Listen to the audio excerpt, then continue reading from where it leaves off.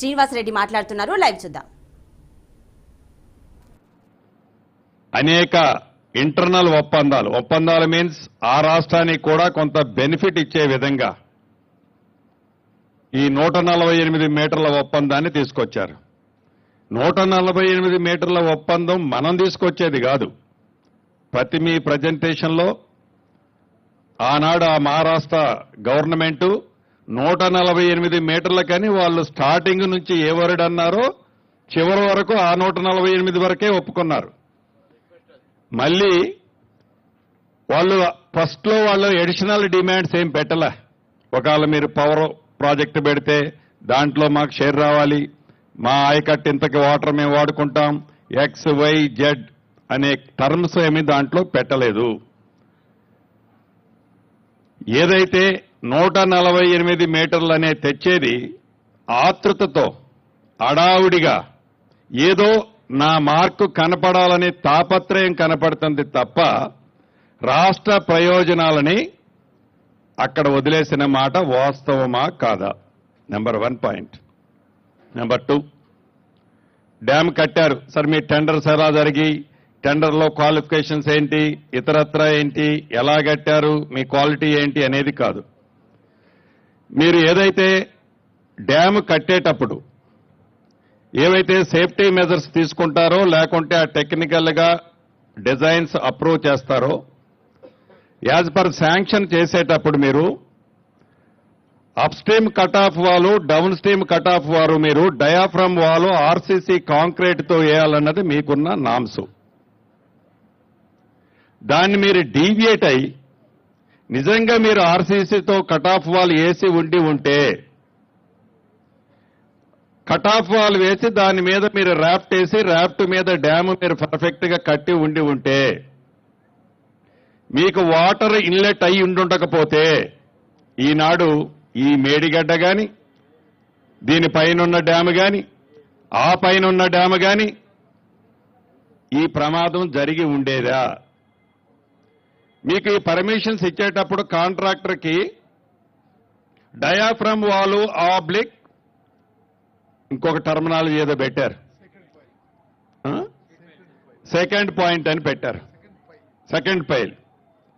So ఈ second pile ఏదైతే ఉందో ఈ సెకండ్ పైల్ ఫెయిల్ అవటం వల్లనే కదా ఈనాడు ఆ వాటర్ ఇన్లెట్ అవ్వటం వల్లనే డ్యామ్ కింద ఉన్న sand day by day deplete అయి ఆ క్యావిటీ ఏదైతే ఏర్పడిందో క్యావిటీలోకి ఆ డ్యామ్ షింక్ అయింది.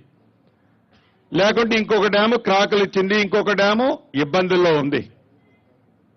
నిజంగా మీరు డయాఫ్రామ్ వాల్ కట్టి ఉంటే మీ రీజన్స్ లో ఏం రాసుకున్నారు? టైం తీసుకుంటుంది, యుద్ధ ప్రాతిపదిక మీద కట్టాలి, యుద్ధ ప్రాతిపదిక మీద కట్టి తెలంగాణ ప్రాంతాన్ని సస్యశ్యామలం చేయాలి. Okay, concept is good. ఏదైతే మీరు ఈనాడు 1,00,000 కోట్ల పైగా ఖర్చు పెట్టారో ఇంజనీర్లైన మీరు, అధికారులైన మీరు, డ్రాయింగ్లు ఇచ్చిన వాళ్ళైనా కానీ ఎక్కడైనా గోదావరి మీద కానీ మహానదుల మీద ఇటువంటి డ్యాములు కట్టేటప్పుడు ఇటువంటి కాన్సెప్ట్తో మీరు upstream cut off, downstream cut ఆఫ్ని ఏ రకంగా కట్టాలో పరిగణనలోకి తీసుకోవాల్సిన అవసరం ఉంది కదా. మీరు ఎందుకు తీసుకోలేదు అనేది నా ఫస్ట్ క్వశ్చన్.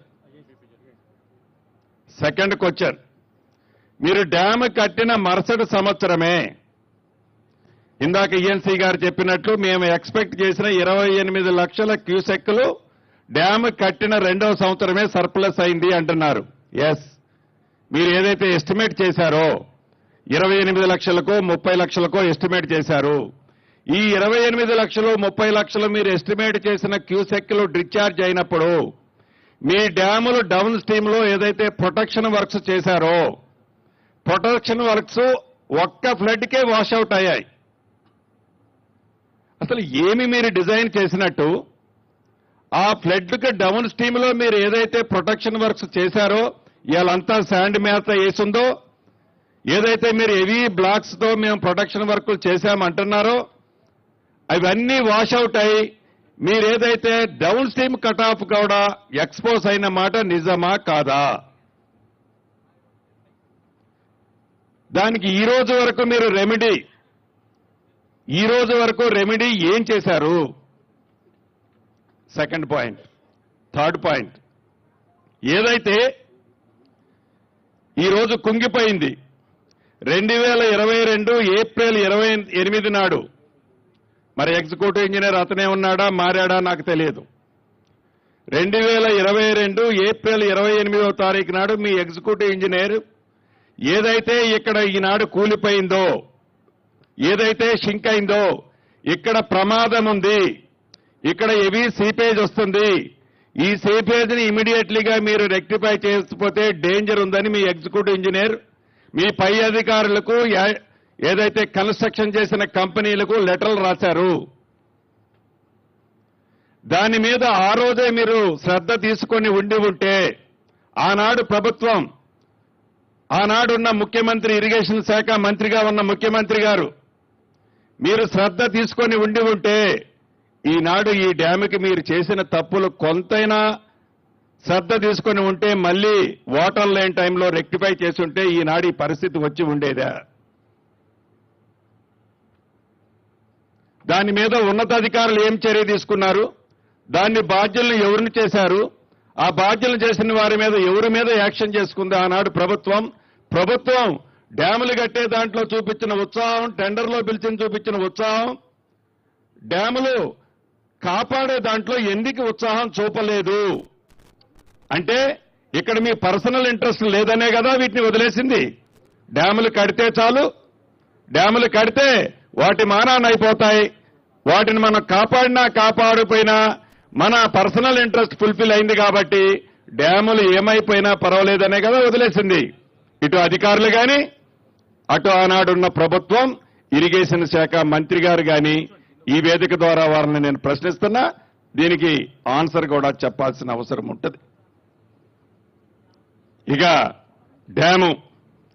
డ్యాము మీ క్రస్ట్ లెవెల్ ఎంత, గేట్ల లెవెల్లో ఉన్న మీ క్రస్ట్ లెవెల్ ఎంత, ఏదైతే మేడిగడ్డ డ్యాము నుంచి అప్స్ట్రీమ్ డ్యాము వరకు ఉన్న బెడ్లోది ఎన్ని కోట్ల క్యూబిక్ మీటర్లు ఎర్త్ వరకు చేసినట్టు మీ ఎంబుకుల్లో రికార్డు చేశారు.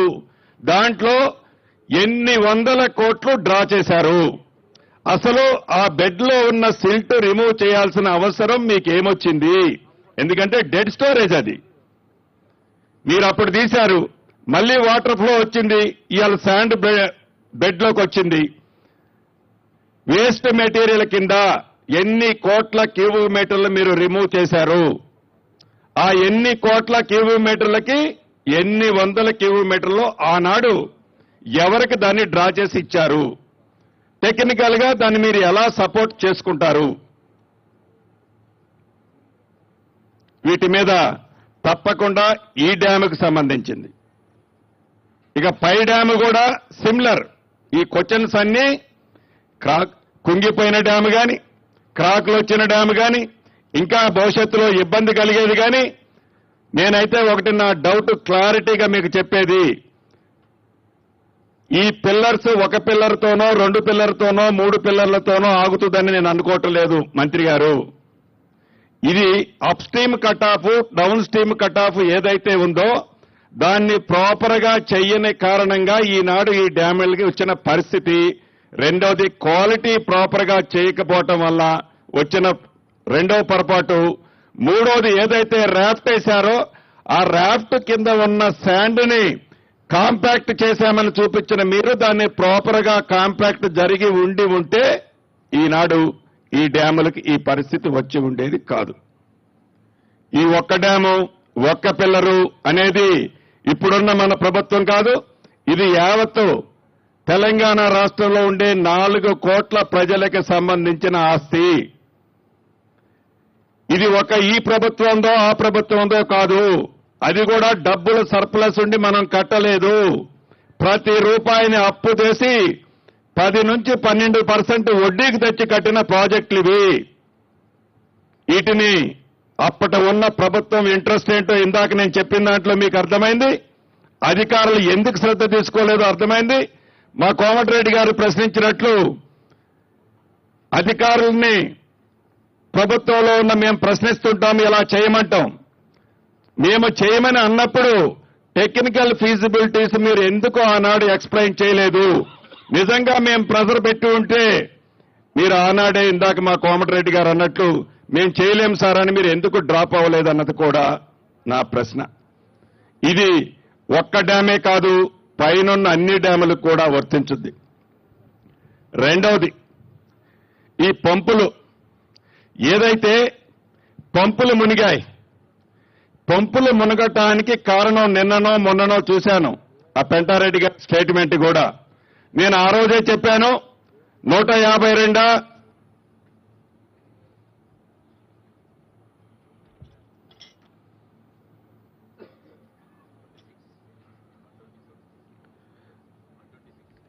126 మీటర్స్ హైట్ లో పెట్టాలని నేను ఆ రోజే చెప్పాను. ఇది మీరు టెక్నికల్ శాంక్షన్ ఇచ్చి టెండర్స్ కాల్ఫేర్ చేసే రోజు 126 లెవెల్ పెట్టారు. మీకు ఇంజనీర్లు చాలా సీనియర్ మోస్టులు మీరు.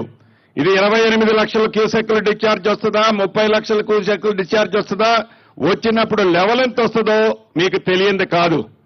మీరు ఆ 126 లెవెలే కట్టి ఉండి ఉంటే ఆనాడు అన్ని పంపులు మునిగాయా అని జరిగిన నష్టం ఏంటి? మీరు నిజంగా 124లోనో 122లోనే కట్టారు.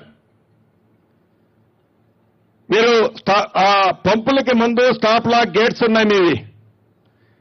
ఫ్లడ్ ఎక్కువగా వచ్చి ఆ ఫ్లడ్ ఆ పంపుల మీద పడి ఆ పంపులు మునిగిపోయి డ్యామేజ్ జరిగిందని మీరు అన్నారు. మీకు ఇటువంటి ప్రమాదము విపత్తు వస్తుందనే మీరు ఫ్రంట్ లో స్టాప్ లాక్ గేట్స్ పెట్టారు. మీ స్టాప్ లాక్ గేట్స్ ఆ రోజు పని చేశాయా? చెయ్యకపోతే దానికి ఎవరి మీద మీరు యాక్షన్ తీసుకున్నారు? ఆ స్టాప్ లాక్ గేట్స్ పని చేయని కారణంగానే తెలుసో తెలియకో మీరు లో లెవెల్లో కట్టిన పంపులు మునిగాయి. దాని ఫ్రంట్ ఉండే వాళ్ళు కూడా టోటల్ గా కొలాప్స్ అయింది. సుమారు వందలాది కోట్లు ప్రజల సొమ్ము దుర్వినియోగమైంది. ఆ టెక్నికల్ గా ఎవరు దానికి డిజైన్స్ అప్రూవల్ ఇచ్చారు? ఆ డిజైన్స్ అప్రూవల్ ఇచ్చిన అధికారుల మీద కనీసం ఏమన్నా రివ్యూ చేసి దాన్ని మీరు డిబేట్ పెట్టారా? మళ్ళీ నాకు తెలిసి ఆ పంపులకు సంబంధించిన దాంట్లో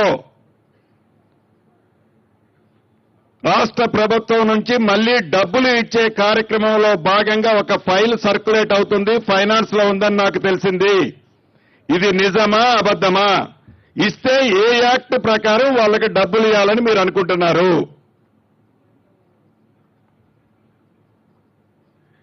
నెక్స్ట్ పాయింట్, ఏదైతే మీరు ఈ డ్యాము కానీ డ్యాము విషయానికి వస్తే మీరు ఫైనల్ బిల్లు డ్యాముకి ఇచ్చారా? ఇందాక ఎగ్జిక్యూటివ్ ఇంజనీర్ నోటీసు ఇచ్చేటప్పుడు ఇచ్చాడని చెప్పాను 2022లో. ఎగ్జిక్యూటివ్ ఇంజనీర్ నోటీసు ఇచ్చేటప్పటికి వాళ్ళ లయబిలిటీ పీరియడ్, ఆ డ్యాము కట్టిన వాళ్ళ లయబిలిటీ పీరియడ్ 2 ఇయర్సా 3 ఇయర్సా మీరు మెన్షన్ చేశారు. అది విత్ ఇన్ ది పీరియడ్ లో ఉందా లేదా? ఉండి ఉంటే ఏజెన్సీతోనే మీరు మంత్రి గారు కానీ మీరు కానీ ఇప్పుడు ఈ డ్యాముకు జరిగిన నష్టాన్ని ఏజెన్సీతో కట్టించాల్సిన అవసరం ఉంది కదా. దీంట్లో ఏదైతే మీరు ఏజెన్సీతో చేసే దాంట్లో ఈ డ్యామేజెస్ ఏదైతే మీరు ఆనాడు ఎగ్జిక్యూటివ్ ఇంజనీర్ ఐడెంటిఫై చేసింది దాన్ని దృష్టిలో పెట్టుకొని మీరు ఎక్స్పీరియన్స్ సర్టిఫికెట్ ఆ ఏజెన్సీకి ముందెప్పుడు కంప్లీషన్ అని ఇచ్చారు. కంప్లీషన్ అని ఇచ్చిన దానికి దీనికి మీరు కంపారిజన్ ఎలా చేస్తున్నారు? ఈ రోజు కూడా నాకు తెలిసి మీరు ఫైనల్ బిల్ ఇచ్చినట్టు లేదు. ఈ మెజర్మెంట్స్ కంప్లీట్, మీ ఎంబుక్ మెజర్మెంట్స్ కంప్లీట్ అవ్వలేదు. అవనప్పుడు పంప్ హౌస్ కానీ వీళ్ళకి కానీ ఎలా ప్రభుత్వం నుంచి మళ్లీ డబ్బులు వాళ్ళు అడగటం కానీ మీరు ప్రపోజల్ చేయటం కానీ ఎంతవరకు సమంజసమో నేను అడుగుతున్నాను. Next point,